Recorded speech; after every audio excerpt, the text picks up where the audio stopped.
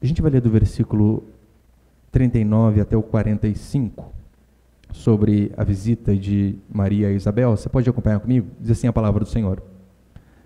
Naqueles dias Maria saiu e foi apressadamente a uma cidade na região montanhosa de Judá. E entrando na casa de Zacarias, cumprimentou Isabel. Quando Isabel ouviu o cumprimento de Maria, a criancinha saltou em seu ventre. Isabel ficou cheia do Espírito Santo. Guarde bem isso. Isabel ficou cheia do Espírito Santo. E exclamou em alta voz: Bendita és tu entre as mulheres, e bendito é o fruto do teu ventre. Mas por que me acontece isto? Que venha a me visitar a mãe de meu Senhor. Pois logo que ouvir o teu cumprimento, a criancinha saltou de alegria dentro de mim. Bem-aventurada a que creu que se cumprirão as coisas que lhe foram faladas da parte do Senhor. Até aí tá bom, meus irmãos. Aqui você deve lembrar o contexto das últimas mensagens, quando o anjo, ele aparece a essas duas mulheres, primeiro a Isabel, e então diz a ela que ela terá um filho mesmo na velhice, e posteriormente aparece a Maria, também dizendo que ela haveria de ter um filho, ali no caso de Isabel, João Batista, e de Maria, o nosso Senhor Jesus Cristo. E você percebeu aqui, como diz a Escritura, que João Batista, no ventre, ficou cheio do Espírito Santo. Isso no ventre da sua mãe. Esta é apenas uma das passagens do porquê que nós, que somos cristãos, não podemos ser a favor do aborto em estado gestacional algum. Porque aqui João Batista, 6 meses, cheio do Espírito Santo, logo desde o ventre. Como pode, assim, então, a criança do ventre para fora ser uma pessoa e do ventre para dentro ser outra? Apenas uma passagem, claro. João Batista, cheio do Espírito Santo. Sua mãe, cheio do Espírito Santo. Maria, cheia do Espírito Santo, e até teve um filho do Espírito Santo. Tem um tema ali, né? O tema da minha pregação é justamente este hoje. O agir do Espírito Santo. Eu sei que diante de situações como esta, eu e você nos perguntamos: como o Espírito Santo agia no Antigo Testamento? Como ele age hoje? Essas manifestações que nós vemos em muitas igrejas, é de fato o Espírito Santo de Deus ou talvez o Espírito do homem? Eu e você devemos nos perguntar como o Espírito Santo agia no Antigo Testamento. Sabe por quê? Aqui, Isabel ainda estava vivendo a antiga aliança. Não tinha acontecido o Pentecostes ainda. Ou seja, eles estavam no regime que muitos dizem ser da lei, e mesmo assim, esta mulher, que não era sacerdotisa, até mesmo porque nunca houve sacerdotisa, mas um dos motivos porque nas igrejas reformadas como a nossa, nós não consagramos pastoras, porque você não vê em lugar nenhum na Escritura. Para ser sincero, você vê sacerdotisa de Baal e pastora Raquel, que era de ovelhas, só essas. Você não vê mulher pastoreando, cuidando de gente, só por este motivo. Maria, aqui Isabel, pode ver, Isabel não era sacerdotisa, Isabel não era profetisa, até mesmo porque havia mulheres que profetizavam, sim. É outra pregação, né? Não dá para falar disso agora. Ela não era juíza, ela não era rainha. Sabe quem era Isabel? Era uma dona de casa, assim como a maioria das irmãs aqui. E sendo uma simples dona de casa na era da antiga aliança, como dizem alguns, eu vou explicar depois, mesmo assim diz a palavra do Senhor que ela foi cheia do Espírito Santo. É de suma importância eu e você entendermos a atuação do Espírito Santo, porque isso fala do nosso relacionamento com Deus, de como nós nos relacionamos com o Senhor. Entender como o Espírito Santo agia no passado tem implicações diretas em nossa vida hoje. O pastor Augusto Nicodemos, da Igreja Presbiteriana, ele diz assim: o movimento pentecostal iniciado nos primórdios do século passado nos Estados Unidos trouxe uma interpretação diferente daquela que ao longo de 2000 anos a Igreja acreditou. Toda a doutrina que nós vemos hoje, dita ser do Espírito Santo, quer você queira ou não, 99% dela vem do meio pentecostal. E a posição que eu vou dar aqui para você essa noite é a posição reformada, histórica, de como a igreja creu durante 1906 anos, até que em 1906 começou o movimento pentecostal na Rua Azusa. Então o que eu vou falar aqui não é aquilo que eu acho, não é aquilo que eu descobri sozinho, Eu estou apenas aqui reverberando o que a igreja creu em 2000 anos de história. Porque essas doutrinas pentecostais, a maioria delas, falsas, emocionalistas, fraudulentas, não tem nada a ver com o Espírito Santo de Deus. E eu vou mostrar isso para você. O primeiro princípio é o seguinte: o Espírito Santo sempre agiu na vida do povo de Deus. Sempre. Como eu disse, Isabel não era sacerdotisa, não era profetisa, não era juíza, não era rainha, uma simples dona de casa, e mesmo assim a Escritura diz que ela ficou cheia do Espírito Santo. Detalhe, aqui não havia acontecido Pentecostes ainda. O Pentecostes aconteceu só depois da morte do Senhor Jesus Cristo, em Atos 2, onde de fato o Espírito Santo desceu com poder e todas aquelas pessoas foram tocadas por ele. Não havia acontecido ainda. E mesmo assim nós vemos uma simples dona de casa cheia do poder de Deus.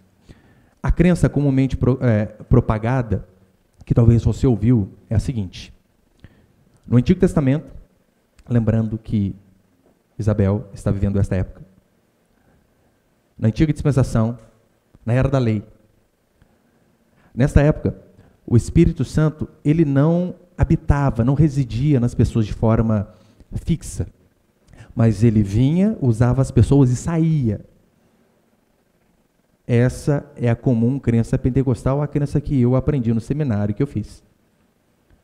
O Espírito Santo, ele vinha, usava as pessoas e depois saía, não residia ali. E ele só atuava na vida de reis, na vida de profetas, na vida de pessoas importantes, representantes da nação, como sacerdotes também, é claro. Só este princípio que nós lemos aqui de Isabel já refuta totalmente esses argumentos. Como assim? O Espírito Santo não residia nas pessoas. Ele usava apenas reis, profetas e sacerdotes. Nós temos uma dona de casa, cheia do Espírito Santo, e era na mesma época. Então, apenas o exemplo de Isabel já refuta, já faz cair por terra esta crença.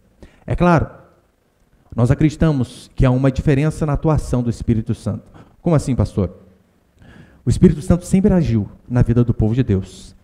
Toda vez que as pessoas se arrependiam dos seus pecados, antes mesmo de Jesus ter vindo, que as pessoas se arrependiam dos seus pecados e criam no Messias que viria, elas então eram salvas pela graça e cheias do Espírito Santo.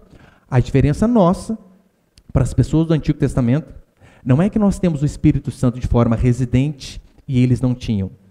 A única diferença que tem de nós para eles é a nossa posição no tempo.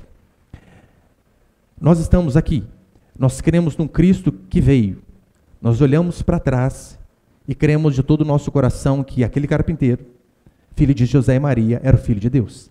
A diferença deles é que eles estavam numa posição em que eles olhavam para frente, dizendo: nós cremos que um dia o Messias virá. É apenas essa a diferença. Eles sabiam, aqueles cordeiros mortos diariamente no templo eram apenas o símbolo de que um dia o Cordeiro de Deus viria, e então os sacrifícios seriam interrompidos.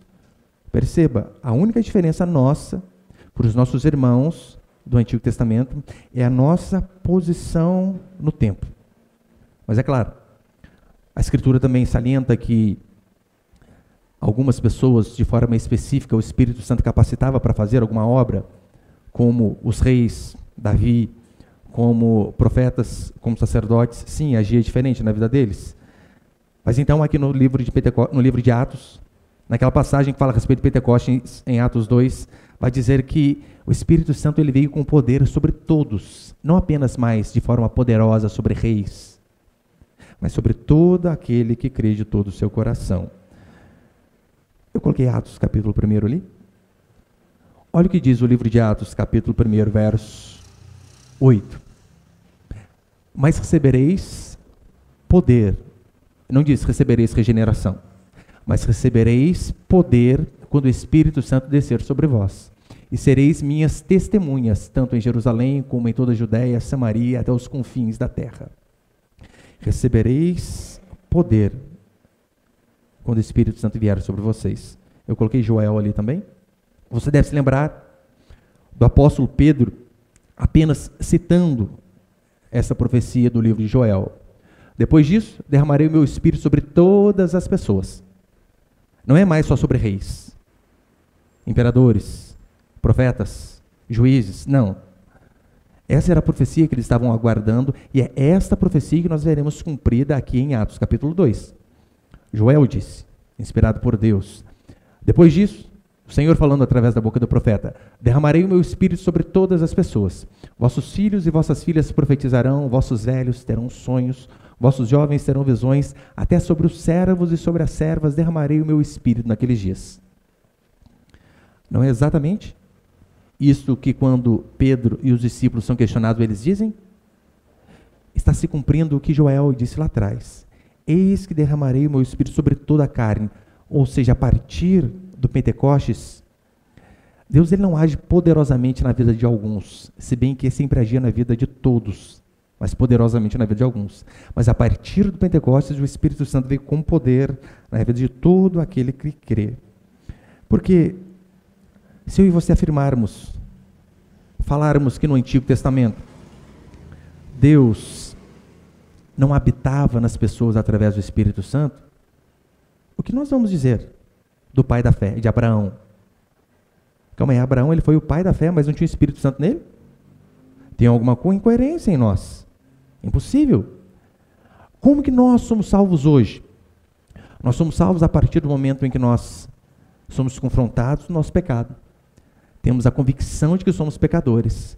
O Espírito Santo, então, quebranta os nossos corações, nós reconhecemos os nossos pecados, nos arrependemos, olhamos para Jesus Cristo e falamos: eu por mim mesmo não posso ser salvo, mas graças a Deus por Jesus Cristo.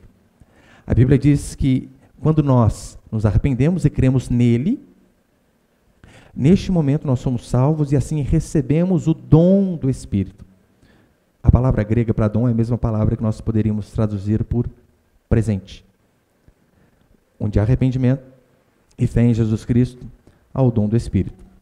João capítulo 3, verso 5, vai dizer assim: Jesus respondeu: em verdade te digo, se alguém não nascer da água e do Espírito, não pode entrar no reino de Deus. Jesus disse: você precisa nascer do Espírito para entrar no reino de Deus. Paulo, em Romanos 8, diz que aquele que não tem o Espírito Santo não é de Deus. Então, se nós falamos que aqueles irmãos do Antigo Testamento, Abraão, Isaac, Jacó, Isaías, Jeremias e todos eles, se nós falamos que eles não tinham o Espírito Santo, nós estamos dizendo que eles não eram de Deus e que todos eles, sem exceção, foram condenados. E isso é um absurdo. Qual o problema dessa interpretação de que no Antigo Testamento eles não tinham o Espírito Santo? Significa afirmarmos o seguinte: que aqueles homens e mulheres da antiga dispensação, eles conseguiam orar sem Deus. Eles conseguiam amar suas esposas e maridos sem Deus. Eles conseguiam fazer o bem sem Deus. E nós sabemos que isso é impossível. Paulo afirma isso em Gálatas 5:22. Os frutos do Espírito. E ele começa dizendo: amor. É impossível alguém amar verdadeiramente se não for pelo Espírito Santo. A gente pode amar no sentido de amar o outro como amigo, assim como o pai ama o filho ama o pai. Mas o amor bíblico é impossível se nós não tivermos o Espírito de Deus em nós. Nós não podemos fazer nada sem ele. Como aqueles homens sustentaram seus casamentos longínquos? Lembra quanto eles viviam antes? Hoje em dia, se um casal faz bodas de ouro, é troféu para eles, né? É difícil. Por conta do mundo no qual vivemos, e também por conta das enfermidades, difícil chegar a essa longevidade. Mas imagina Abraão, algumas centenas de vida, fiel à esposa, mesmo depois de velho. Como alguém consegue ser fiel durante séculos, se Deus não for com ele? Você, meu irmão e minha irmã, só está neste lugar hoje, porque o Espírito Santo o conduziu até aqui. Eu sei que você pode dizer: não, pastor, eu que quis ir, me convidaram, eu vim, é o dia de culto, eu sempre venho. Não, o que a Escritura diz é que nós estamos aqui porque o Espírito Santo nos conduziu, que você, na sua casa, você lê a Escritura, você a entende, porque o Espírito Santo age em sua vida, que você quando você se reúne como igreja, você ouve a pregação e você sai daqui dizendo, eu preciso mudar, e eu vou mudar, e você consegue essa mudança, não é porque você é forte em si, mas é porque o Espírito Santo está agindo em você. É Ele que nos faz viver em santidade. Então é uma questão de lógica. É só você parar e pensar. Se as pessoas do Antigo Testamento conseguiam ser salvas sem o Espírito Santo, por que hoje também elas não podem ser? Já ouviu aquela frase? Ah, fulana não é cristã. Mas uma pessoa tão boa, eu acho que ela vai para o céu. Já ouviu isso? Ou já disse isso, né? Você está afirmando esta crença herética de que as pessoas podem ser salvas sem o poder de Deus. E é claro que isso é um absurdo. É frase do evangélico que não entendeu a doutrina verdadeira. Então, este é o primeiro princípio. O segundo princípio, há relatos do Espírito Santo entrando e saindo nas pessoas no Antigo Testamento. Se você já leu o Antigo Testamento, você sabe que, de fato, há. Pastor, mas calma aí, o senhor acabou de dizer que isso não acontecia, que haviam cristãos, que o Espírito Santo sempre agia na vida deles. Você pode citar para mim o que Davi disse? Lembra Davi no Salmo quando ele diz, Senhor, não retire de mim teu Espírito? Aí, pastor, o senhor está se contradizendo. Você pode citar para mim Saul, que disse que o Espírito Santo se afastou dele. E dizer, olha, esta é a lógica empírica de que de fato eu estou errado. Mas há uma grande diferença. Em Apocalipse, nas quartas-feiras, eu tenho explicado isso. A melhor forma de se entender a Escritura não é você pegar uma passagem difícil e tentar entendê-la. É você pegar talvez aquela passagem que não tenha tanta luz e você, à luz dos demais versículos, das demais passagens, você interpretar aquilo. Ou seja, a Bíblia explica a própria Bíblia. Há uma grande distinção entre ação salvadora e regeneradora de Deus, o que acontece com todos aqueles que se arrependem de seus pecados, e a ação capacitadora para exercer uma função, como acontecia aqui no Antigo Testamento. O que Davi diz, quando ele afirma, não retires de mim o teu espírito, não é não tires de mim a salvação. O que Davi está dizendo é o seguinte, Senhor, não retires de mim a capacidade para governar, para ser rei, para direcionar o seu povo, porque eu preciso deste poder sobrenatural para guiar, do contrário eu não sou nada. Lembra que a Escritura diz que o Espírito Santo se apartou de Sansão por conta de seus pecados? Qual foi a consequência primária do Espírito Santo ter se afastado dele? Lembra? Perdeu a força. Ele tinha um voto, que ele não beberia vinho, que ele não cortaria o cabelo. E então, ele corta. Aquilo era apenas o símbolo de um compromisso que ele tinha com Deus e sua santidade. E então ele descumpre o seu voto. O que a Escritura diz é que depois disso, ele perde a força. Não diz que ele perde a salvação.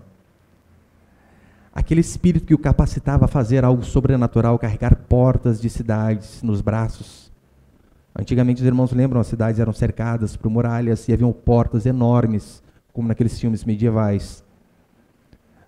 Apenas um homem capacitado pelo poder de Deus conseguiria carregar aquilo lá nos braços. Era aquilo que acontecia com Sansão. Aí então, por conta de seu pecado, diz a Escritura que ele não consegue arrebentar uma corda que Dalila tinha o prendido. Ele não perdeu a salvação. Ele perdeu a capacidade de fazer a obra de Deus de forma sobrenatural. A salvação jamais. O mesmo aconteceu com Saul. O Espírito Santo o capacitou para ser rei. Mas não quer dizer que o fato de o Espírito Santo ter capacitado para reinar, que Saul era de Deus. Saul não era a vontade de Deus, era a vontade dos homens. A Escritura deixa isso bem claro.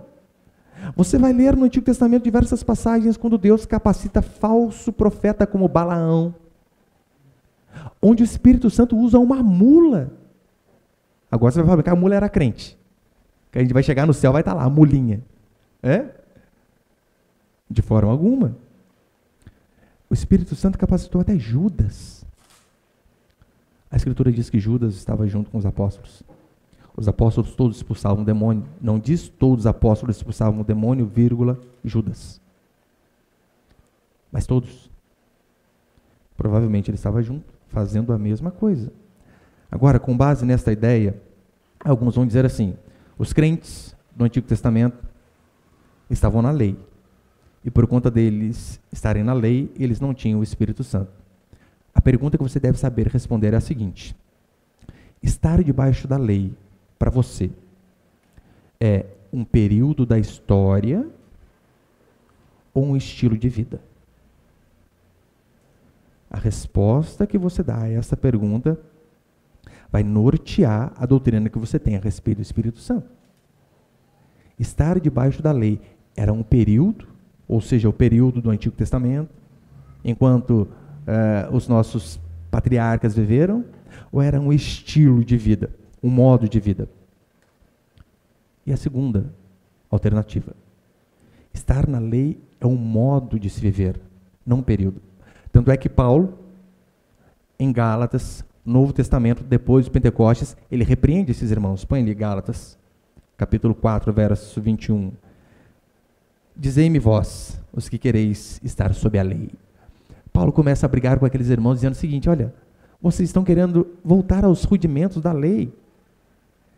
Eles queriam voltar para aqueles rudimentos de achar que a salvação era meritocrática e não pela graça de Deus. Por conta disso, Paulo briga com eles, dizendo: vocês estão querendo voltar, achando que a salvação é meritocrática, vocês estão errados. No Antigo Testamento, quem acreditava que o Cristo viria um dia salvá-los, o que diz a Bíblia é que eles também estavam debaixo da graça, não apenas nós aqui. Não é essa divisão que as pessoas fazem? Que nós estamos na época da graça e eles estavam na época da lei? Não existe essa divisão. Por quê? Época da lei é um estilo de vida. Davi, no Antigo Testamento, diz assim: Senhor, a tua graça me basta. Davi, calma aí. Como assim? Graça no Antigo Testamento? Exato. Também no Antigo Testamento havia graça. O que não é estar debaixo da lei? Coloquei Romanos ali. Romanos capítulo 6, verso 14. Olha o que Paulo diz: pois o pecado não terá domínio sobre vós, pois não estáis debaixo da lei, mas debaixo da graça. O resumo da lei é os 10 mandamentos. Aí muitos dizem assim: está vendo, pastor? Eu ouço isso na internet, constantemente. Quando eu digo, isso aqui que você está fazendo é errado, esse tipo de atitude não condiz com a Escritura, eles dizem: pastor, mas isso aí é Antigo Testamento. Isso aí é Antigo Testamento. Isso aí era da lei. Nós estamos em outra época, estamos na época da graça. Ah, é? Se nós estamos então na época da graça, e o Antigo Testamento não cabe mais a nós, então faz o seguinte: pode matar. Qual o problema? Porque o não matarás não é da lei? Mate. Adultere. Talvez é mais fácil, né? Matar se não tem coragem. Bora sair com todo mundo. Por quê? Porque na lei estava escrito: não adulterarás. É assim que nós fazemos? Claro que não. Nós estamos livres de sermos salvos pela obediência da lei. É isso que Paulo afirma quando ele diz que o pecado não terá domínio sobre vós, pois não estáis debaixo da lei, mas debaixo da graça. No sentido de que a Bíblia diz que se nós queremos viver debaixo da lei e queremos sermos salvos pela obediência dos mandamentos, temos que obedecer todos, sem exceção. E se você errar em apenas um mandamento, como diz o apóstolo Tiago, em apenas um, você é réu de toda a lei. Todas as maldições da lei devem recair sobre você. Todas as maldições. Inclusive a última delas, que é a condenação final. E como eu disse nas últimas quartas, pregando sobre Apocalipse, há 2 caminhos de salvação, e você deve escolher um. O primeiro é obedecer à lei de forma integral, sem errar em nada, inclusive no pensamento. E você não dá conta. Eu não dou. Ninguém dá. Mas há o segundo caminho. Já que você não consegue cumprir, você acha alguém que cumpra no seu lugar. Este alguém é o nosso Senhor Jesus Cristo. Esta é a única forma. Gálatas capítulo 3, verso 10, Paulo vai dizer assim: pois todos que estão das obras da lei estão debaixo de maldição, porque está escrito: maldito todo aquele que não permanece na prática de todas as coisas escritas no livro da lei. Quando Paulo vai falar em Romanos que nós não estamos debaixo da lei, é no sentido de que as maldições da lei não estão mais sobre nós. Que nós fomos livres de sermos salvos pelo cumprimento da lei. Porque nós não conseguimos, mas Cristo cumpriu em nosso lugar. No capítulo 2, verso 21, ele ainda diz assim: assim, não cancelo a graça de Deus, pois se a justiça vem por meio da lei, então Cristo morreu inutilmente. Ou seja, na versão revista atualizada, Paulo vai dizer: se a justiça é mediante as obras, segue-se que Cristo morreu em vão. Se nós conseguimos obedecer a Deus e sermos salvos, por que Cristo teria morrido na cruz? Não teria motivo. Morreu de graça, sendo que você dava conta. Por não entender isso, muitos acham da seguinte maneira. Eles dizem assim: eu não estou debaixo da lei. E por não estar debaixo da lei, eu posso desprezar a lei. Então eles dizem: não, o Antigo Testamento não vale nada. É apenas historinha para contar para as crianças. E normalmente eles usam este argumento para dizer assim. Talvez você já ouviu muitas pessoas dizerem esta frase, ou talvez você já disse. É por este motivo que eu não dou o dízimo. O dízimo é da lei. E nós não estamos sobre a lei. Estamos sobre a graça. Eles dizem isso para logo, na sequência, reivindicar algumas promessas da lei, do tipo: você vai ser cabeça. Você vai governar. Eles começam a pegar todas aquelas promessas do Antigo Testamento e aplicar em suas vidas. Onde eu pôr a planta dos meus pés, eu vou possuir. O Senhor me fez por cabeça. Ah, deixa eu ver se eu entendi. Os mandamentos do Antigo Testamento não servem. Já passaram. Mas as promessas se quer todas. É isso, né? Ah, você é espertinho. Não, não é isso que a Escritura afirma. Consegue perceber a hipocrisia? A promessa que viria o Messias é da lei. E então, essa promessa não quer. É claro que essa você quer, mas o mandamento do dízimo não. Hipocrisia. Eles dizem: olha, a lei passou, agora vivemos da graça. A lei não passou. Em que sentido? O dízimo não passou, como o irmão estava falando aqui no começo. E por que nós acreditamos nisso? Porque o dízimo é a forma mais justa de contribuição. Mais justa.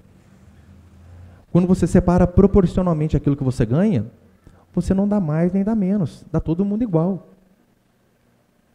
Queira Deus que um dia eu possa dar um dízimo, uns R$500, 1.000. Pensou? Esse é meu sonho. Porque se meu dízimo é alto, significa que eu tenho ganhado mais. Agora as pessoas dizem assim: o dízimo passou. Não, não passou. Eles dizem isso para apenas não cumprir o que a Escritura ordena, para poder trabalhar todos os dias sem descansar. O sábado também não passou. Eu sei que, hoje em dia, como eu preguei nas últimas semanas, o sábado significa descanso. Não que nós tenhamos que guardar literalmente o sábado, mas o princípio de ter um dia de folga permanece. Se você trabalha todos os dias da semana, você está pecando. Você deve descansar. É mandamento. Deve parar um dia da semana, pelo menos, para dar uma molada no machado, para no outro dia trabalhar melhor. Essa é a ordem do Senhor. Agora, o dia, você pode ver o dia mais fácil para você, via de regra, é o domingo. Porque o descanso tem a ver com descanso e culto a Deus. Agora, citar que não estamos debaixo da lei para não dar o dízimo, para trabalhar todo dia, então também cite a lei para sair com tudo que é tipo de mulher, tudo que é tipo de homem, adulterar à vontade. E diga: o não adulterarás é do Antigo Testamento. A lei, ela vai mostrar que o nosso pecado, ele nos conduz a Cristo, para sermos salvos. E então, depois que nós somos conduzidos a Cristo, Cristo nos manda de volta a lei, para conseguirmos obedecer os seus mandamentos, cheios do Espírito, porque antes nós não conseguiríamos. Martinho Lutero, ele diz assim: a lei nos envia a Cristo para sermos salvos. A lei nos envia a Cristo para sermos justificados. E Cristo nos envia de volta a lei para sermos santificados. E eu sei, para terminar, quando nós falamos sobre o agir do Espírito Santo na vida do cristão, tanto no Antigo como no Novo Testamento, não tem como falar de ser cheio do Espírito Santo, como não falar do carro-chefe do movimento pentecostal, que é o dom de línguas. E esse é o meu terceiro princípio. Põe ali, ouvi, por favor.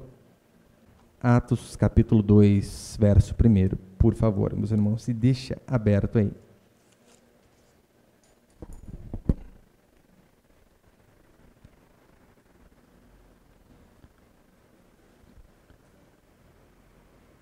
Este texto aqui que nós leremos em Atos 2,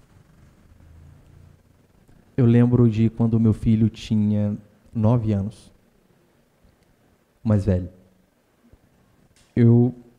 Ele não tem influência nenhuma, pentecostal nem reformada, com 9 anos, para falar que ele já sabia o que eu iria dizer. Não tem. Eu coloquei ele para ler 3 vezes este capítulo aqui inteiro. Depois de ele ter lido com 9 anos, 3 vezes Atos capítulo 2, eu falei para ele a seguinte pergunta, fiz a seguinte pergunta: filho, o que você entendeu deste texto? 9 anos. Ele começou a me explicar o que ele tinha entendido. Ele não é um gênio, não é. Normal, como todo mundo. Mas apenas lendo 3 vezes, de forma sincera, sem influências externas, este capítulo 2 de Atos, ele conseguiu me dar a explicação exata de como a igreja histórica acredita a respeito do dom de línguas.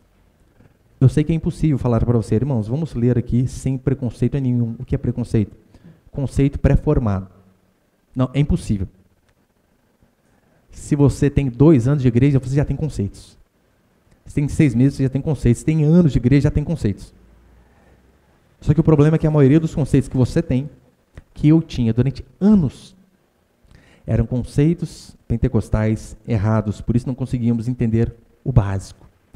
Aqui você lembra, o que era o Pentecostes? Era uma festa que acontecia anualmente em Israel. E então todos, de todas as nações, os judeus de todos os lugares, eles tinham que vir a Jerusalém para participar dessa festa. Haviam várias festas, Pentecostes, tabernáculo, 7 dias, dormindo em barraca, a criançada ficava uma alegria imensa, né? Ia ser muito bom. A Páscoa e Pentecostes era uma dessas festas, onde era obrigatório que eles, independentemente da região onde eles estavam, eles precisavam vir para Jerusalém para adorar o Senhor. Este é o contexto de Atos capítulo 2. Eu só vou ler. Eu quero que você acompanhe aí na sua Bíblia juntamente comigo. Atos capítulo 2, verso 1.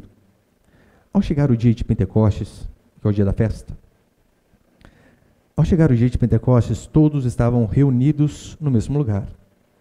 De repente, veio do céu um som como de um vento impetuoso e encheu toda a casa onde estavam sentados. E apareceram umas línguas como de fogo, distribuída entre eles, e sobre cada um pousou uma. Todos ficaram cheios do Espírito Santo e começaram a falar em outras línguas. Para lá, para trás. Não diz, né? Começaram a falar em outras línguas. Só. Perceba que até agora não diz quais línguas eram. Não diz. Todos ficaram cheios do Espírito Santo e começaram a falar em outras línguas conforme o Espírito lhes concedia que falassem. Se você parar aqui, no verso 4, você pode dizer que esta língua inteligível que os pentecostais falam é essa língua aqui de Atos 2. Mas se você tiver só um pouquinho de força de vontade, e ler o versículo 5 em diante, você vai ler que já está explicado e muito bem explicado. Ainda que você seja um leigo no assunto. Olha a explicação do versículo 5 em diante. Estavam em Jerusalém, onde eu disse que era festa, lembra? Estavam em Jerusalém judeus piedosos de todas as nações que há debaixo do céu. Nações igual a países. Haviam judeus para tudo que é lado, assim como há brasileiros na Alemanha, Portugal, na Índia, na China, espero que não, mas em tudo que é lugar tem. Só que neste dia eles voltavam ali. Estavam em Jerusalém judeus piedosos de todas as nações que há debaixo do céu. Quando o som foi ouvido, a multidão se aglomerou, a multidão tanto de judeus como os outros que não eram. E todos ficaram confusos, pois cada um os ouvia falar na sua própria língua. Calma aí. Haviam pessoas de todas as nações e eles começaram a ouvir os discípulos falar na língua deles. A explicação começa a ficar mais fácil ainda, verso 7. E perplexos e admirados diziam uns aos outros: por acaso Estes que estão falando não são galileus. Meu irmão, Galileu falava aramaico. Pedro não era bilíngue. Mal falava o aramaico. Era pescador. E olha o porquê que as pessoas ficaram admiradas e perplexas. Não foi por conta do pessoal rodopiando, virando piroleta, não. Olha o porquê. E perplexos e admirados diziam uns aos outros: por acaso esses que estão falando não são todos galileus? Como então cada um de nós os ouve falar em nossa língua materna? Agora ficou desenhado, né? Qual que é a sua língua materna, meu irmão e minha irmã? Português do interior. Né? Um expoente R puxando no final. Não é esse? A nossa língua materna? Eles ficam perplexos porque eles dizem: calma aí, eu vim lá da Alemanha, sua ilustração, aqui vai falar quais as nações. Como? Eu estou conseguindo entender esse Galileu falar a minha língua? Este é o motivo do espanto. Aí, para deixar mais explicado ainda, ele começa a dizer as nações que haviam. Verso 8. Verso 9. Dizendo: somos partos, parte era um país, uma nação, somos partos, medos, elamitas, habitantes da Mesopotâmia, da Judéia, da Capadócia, do Ponto, da Ásia, da Frígia, da Panfilha, do Egito e das regiões da Líbia, próximas a Cirene. Romanos falava latim, meu Deus do céu. Consegue ver ele descrevendo várias nações aqui, várias línguas, várias etnias? Romanos, aqui residentes, tanto os judeus como os convertidos ao judaísmo, cretenses lá da Grécia, cretenses e árabes, todos nós os ouvimos falar das grandezas de Deus em nossa própria língua, e perplexos e pasmos, todos diziam uns aos outros: o que isso quer dizer? Eles ficaram espantados, foi: como esses homens, sem fazer esse CAA, não sei nem se existe ainda, sem fazer um cursinho de inglês, alemão, coisa assim, como eles estão falando meu idioma? Eu forcei alguma interpretação aqui? Não, nenhuma. Você consegue perceber que em nenhum outro versículo dá a entender que é uma língua inteligível? Mas o texto deixa claro. Depois ele ainda diz, verso 13: mas outros, zombando, diziam: eles estão embriagados com o vinho. Porque você sabe, né? Se você já tem parente bêbado. Tem um parente lá da minha esposa, não está aqui? Não está não, né? Tem um parente lá da minha esposa que, meu Deus, às vezes eu tô lá, eu chego da corrida, suando, 40 minutos correndo. Ô, Rafael, dá um abraço. E fala tudo, tropeçando, cuspindo na gente. Bêbado, você sabe que fala de um jeito peculiar, né? Eles falaram: olha, eles estão parecendo bêbados pela forma que fala. Não é por andar tropeçando, por cair, tropicar e levantar. É pela forma que fala. Nada de show. Não era porque tinha pessoas voando no meio do culto. Não era por causa disso. Eles ficaram perplexos e pasmos. Porque como esses homens conseguem falar o meu idioma? Fica fácil entender. Nada difícil. Daí alguns vão dizer assim: pastor, mas calma aí, tem 1 Coríntios 14, que diz, Paulo ainda diz, né, ainda que eu fale a língua dos homens e dos anjos, ainda que ele começa assim, ainda que, ele não diz que fala, ainda que eu fale a língua dos homens e dos anjos. Mas vamos colocar, Atos 2 é o único capítulo que explica o dom de línguas, o único. Eu já conversei com pastores, amigos pentecostais, que eles dizem assim: não, mas há outro dom de línguas, que é o dom de Atos, o dom de 1 Coríntios 14. Eu falo: irmão, seja sincero com o texto, não tente arrancar aquilo que não existe. Se existisse outro dom de línguas, seria necessário uma outra passagem na Escritura onde é explicado este dom também. E não há. A única passagem que explica o dom de línguas é aqui, Atos 2. Ponto. Mas vamos colocar, ainda que essas línguas inteligíveis aí dos nossos irmãos pentecostais fossem a língua dos anjos, não é. Eu estou afirmando de forma categórica, não é. Hoje um irmão perguntou para mim, no Instagram: pastor, o que o senhor acha do dom de línguas? Eu respondi de forma objetiva para ele da seguinte maneira: ainda que seja sincera, de coração, é heresia ou ignorância, não tem outra alternativa. Ou heresia ou ignorância. Passaram para mim assim, eu repito, eu durante anos fiz assim. Me ensinaram a falar em línguas, confessando meus pecados aqui, né, publicamente. Me ensinaram. E eu só repetia. Daí, eu sou meio lerdinho, mas uma época da minha vida eu comecei a pensar, calma aí. O dom do Espírito Santo foi meu amigo que me ensinou. Calma aí, gente, tem alguma coisa errada, não tem? Eu lembro que ele falava, vai repetindo do jeito que eu falo. Repete. E vai chegar uma hora que você vai estar falando sozinho. Eu falei, nossa. Você tá risada, porque você fazia assim também, né? E eu tô lá, eu Siri, anda lá na praia, ripa lá para trás. Tô lá, chupa, bala, house. Nossa, eu tô falando sozinho, gente. Daí depois eu parei e pensei, calma aí, gente. Se o dom é de Deus, como que o outro ensina? Incoerência. Total incoerência. Mas ainda que, lá em Coríntios, fosse essas línguas inteligíveis, ainda que, ali algumas regras. Eu quero que você seja sincero, não precisa responder publicamente, claro, né? Responder na sua mente.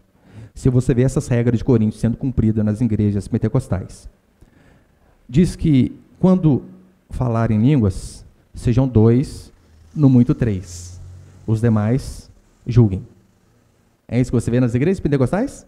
2, no muito 3? Ou todo mundo falando junto? Ainda que fosse. Também estão errados, então, diante disso aqui. Não é? No versículo 38, você pode acompanhar comigo aí de Atos 2? Havia uma ordem no culto, claro. Versículo 38. Pedro, então, lhes respondeu: arrependei-vos e cada um de vós seja batizados em nome de Jesus Cristo, para o perdão dos vossos pecados, e recebereis o dom do Espírito Santo. Mais uma vez, você se arrepende, você recebe o dom do Espírito Santo.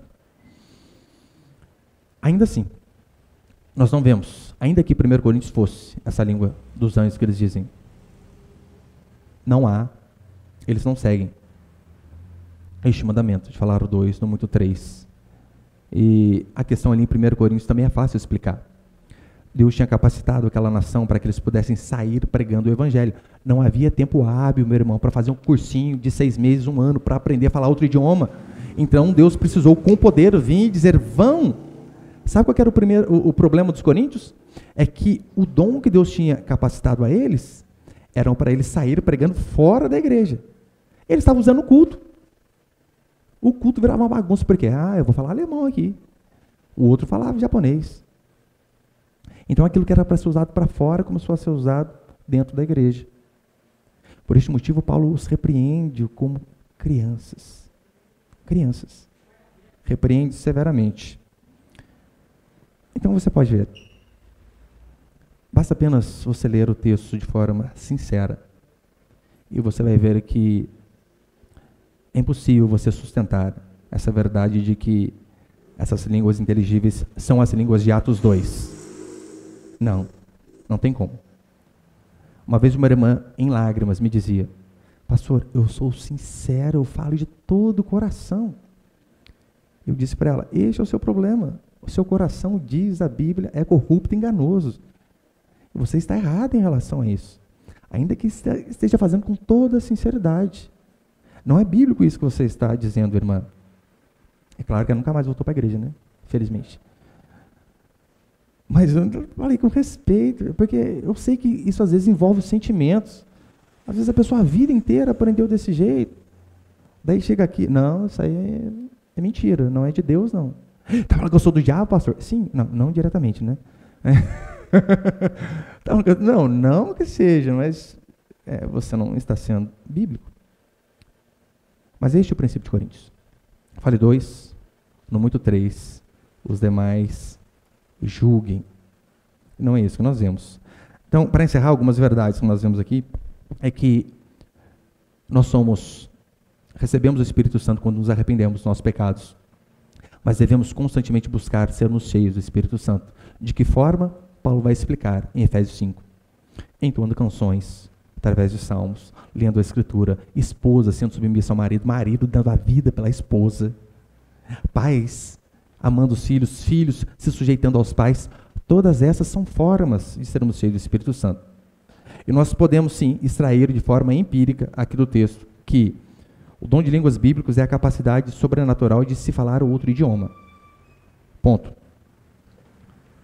O dom do Espírito Santo é concedido àqueles que creem indistintamente, independente de credo, cor, condição financeira, aonde mora, nacionalidade. Não, aqueles que creem. E devemos buscar constantemente sermos cheios do Espírito Santo. E as implicações básicas que nós vemos aqui é a seguinte: primeiro, o poder do Espírito Santo ele vem para realizar a obra de Deus e glorificar a Deus. Em Atos capítulo 2, aquele sinal de todos falando aqueles idiomas foi uma isca para que aqueles apóstolos pudessem pregar o evangelho. As pessoas todas foram para aquele lugar ouvindo, e então eles pegaram aquele momento, aquela oportunidade e disseram: vamos falar de Deus. E então eles começaram a falar as grandezas de Deus nesses idiomas. Aquele evento chamou a atenção. Eles usaram aquilo como isca para glorificar a Deus. Como? Um culto que você chega, pessoas gritando de forma histérica, correndo no meio da igreja, caindo, se estrebuchando, imitando animal. Já viu? Imitando animal. Tem gente que já viu imitando águia, leão, absurdo. Basta você colocar no Google lá no YouTube, você vê. Como um culto desse vai engrandecer a Deus? E além do mais, 1 Coríntios tinha um detalhe. O dom de línguas era um sinal, sabe para quem? Para os de fora, não para os de dentro. Para que os de fora pudessem ver, olha, tem uma coisa ali, foi o que aconteceu. No meio pentecostal hoje, a língua deles não é para os de fora. O dom de línguas pentecostal não é o selo de que você é cheio do Espírito Santo para eles? E a prova disso é que você fala entre eles. Mas calma aí, não é para os de fora? Vocês estão errados de novo, ainda que fosse aquele dom. Continuam errados mais uma vez. O Espírito Santo ele veio para nos restaurar, não para nos rebaixar a níveis animalescos, de forma alguma. Ele veio para nos fazer andar em novidade de vida, não para nos fazer cair, rolar e babar, feito um demente. Olha o que eu vi esses dias. Ai, meu Deus, unção do Homem-Aranha. Já viu essa ou não? O pastor começou a correr na igreja, lá tinha uma pilastra, igual nós temos aqui atrás, né? Ele pulou e ficou grudado na pilastra. E ninguém arrancava o bendito de lá. Unção do Homem-Aranha, gente do céu. Tem a unção do Zangief, Street Fighter, um antigo, lembra? Ficava rodando igual um peão assim, é a unção do Zangief. O que essas coisas glorificam a Deus? Nada. O Espírito Santo não veio nos fazer cair, meu irmão, mas nos fazer andar em novidade de vida. E o que vai glorificar a Deus é as pessoas que te viam vindo, caindo de um bar, ver você ir andando à igreja. É as pessoas que viam você nos seus adultérios e traições, fiel à sua esposa, ao seu marido, constituindo uma família decente. A você que era um mentiroso, deixando de mentir. A você que era um mau caráter, ser uma pessoa de caráter. Essas coisas glorificam o Senhor. Só que eu sei que quando eu falo isso daqui, eles nem analisam o que eu falo, apenas gritam: herege! Bruxo! Taca fogo nele! O Espírito Santo encheu João Batista para pregar, preparar o caminho do Senhor. Os apóstolos para pregar, para fazer a obra, para orar, para libertar as pessoas. E todos devem fazer isto. Hoje todos nós temos a capacidade de orar, expulsar o demônio, clamar pela cura na vida de alguém. E a segunda implicação, para encerrar, nossa, passei um pouquinho do horário hoje, irmãos, perdoa. A segunda, não se torne seco e nem refém de emocionalismo. Porque aqui nós lemos, né? Ela ouviu e exclamou em alta voz. O Espírito Santo, quando ele move em nós, é claro que ele pode mexer com as nossas emoções. O problema de nós reformados é que nós podemos ir para o outro extremo. Se o pentecostal acha que culto forte, culto bom, é aquele culto que ele sente que arrepia na coluna e chora, nós podemos ir para o outro extremo. Sermos totalmente apáticos, avessos a emocionalismo. Daí você conversa com uma pessoa, como foi o culto hoje? Nossa, mas o culto foi vazio. Nossa, daí você pergunta, por que a pregação foi ruim? Não. Os louvores não eram bíblicos? Não, até eram.